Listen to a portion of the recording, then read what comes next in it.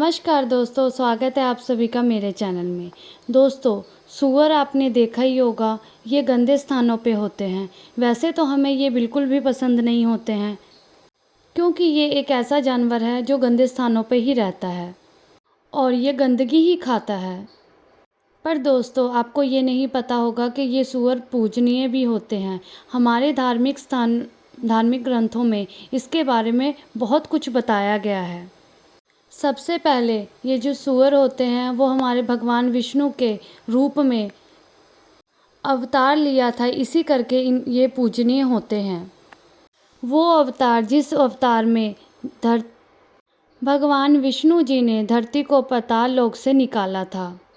और वैसे भी कहा जाता है किसी जीव से घृणा करना ये भगवान का निरादर होता है, उनका अपमान होता है। इसीलिए हमें किसी भी जीव जंतु या किसी व्यक्ति से घृणा नहीं करनी चाहिए, क्योंकि इस धरती पे कोई भी व्यक्ति, कोई जीव ऐसे नहीं आया है। उसकी रचना भगवान भोलेनाथ विष्णु भगवान की ही कृपा से हुआ है। इसीलिए हमें कभी भी किसी व्यक्ति या किसी जीव से घृणा नहीं करनी चाहिए। दूसरा कारण इसका ये है कि जो सूअर होता है ये बहुत ही शक्तिशाली प्राणी होता है। सूअर कभी भी किसी को तब तक परेशान नहीं करता जब तक कोई उसे परेशान ना करे या कोई उस पर आक्रमण ना करे। अगर एक तरीके से देखा जाए, ये जो सूअर होते हैं वो मल और गंदगी खा करके धरती को साफ करते हैं और वो सूअर गंदगी खाकर ही खुश रहता है। तीसरा कारण इसका ये है कि सूअर को महाप्रकांडी और कर्मकांडी रावण ने तंत्र मंत्र की प्राप्ति के लिए अति विशेष माना था। रावण का जन्म भले राक्षस रूप में हुआ है, पर अपने ज्ञान से रावण ने शिव सरिता, शिव तांडव, श्रोतम और रावण सहित उन्होंने रावण सरिता की रचना की थी। और रावण ने जंगली सूअर के दांतों के अद्भुत प्रयोग के बारे में बताया था। तो दोस्तों, आइए जानते हैं उन दांतों के अद्भुत प्रयोग के बारे में।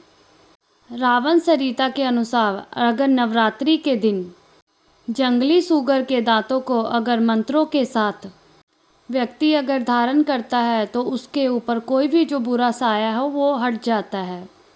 जंगली सूगर के दांतों को धारण करने से भय से मुक्ति मिलती है। व्यक्ति को कभी भी ऊपर वाली हवा नहीं लग सकती है। कोई भूत पेशाब नहीं पास आता है। सूअर के जो दांत होते हैं वो शत्रु को दबाने में भी काम आता है। अगर आपको धन की कमी है तो मंत्रों सहित श्रद्धापूर्वक अगर आप जंगली सूअर के दांतों को धारण करते हैं तो वो सारी समस्या आपकी ख़त्म हो जाती है और आपको धन की कमी कभी भी नहीं होगी। पैसा आना आपका शुरू हो जाएगा। अगर आपके घर में कलेश रहता है, लड़ाई झगड़े रहते हैं, तो भी अगर आप सूअर के दांत अगर अपने घर में रखते हैं तो ये सारी समस्या से आपको छुटकारा मिल जाता है। घर में सुख शांति लाने के लिए किसी भी त्यौहार के दिन, जैसे कि होली, दिवाली या नवरात्रि पर आप वरादंत को धारण कीजिए, आपको ज़रूर इसका लाभ प्राप्त होगा। वैसे तो कहा जाता है सूअर का दांत पहनना एक अंधविश्वास है, पर कई लोग जो होते हैं अपने बच्चों को भी बुरी नज़र से बचाने के लिए सूअर का दांत पहनाते हैं और खुद भी पहनते हैं और इसके फ़ायदों को महसूस करते हैं। क्योंकि कहा जाता है किसी भी टोटके की सफलता श्रद्धा और विश्वास पर ही निर्भर करती है।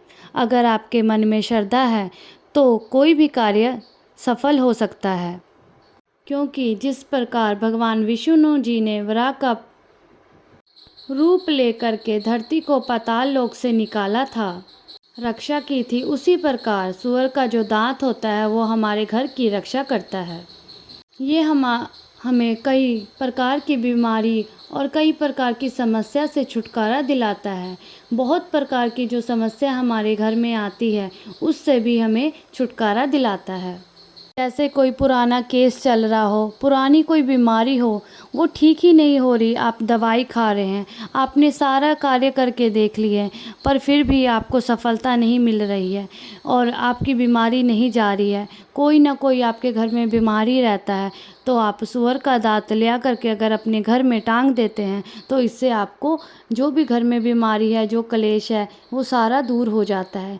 पैसों के लेके समस्या है वो भी ख़त्म हो जाती है। आपके घर में लक्ष्मी जी का निवास हो जाता है। तो आइए दोस्तों, हम आपको बताएंगे कि वरा के दांत के किस तरीके से ताबीज़ के रूप में प्रयोग करना है।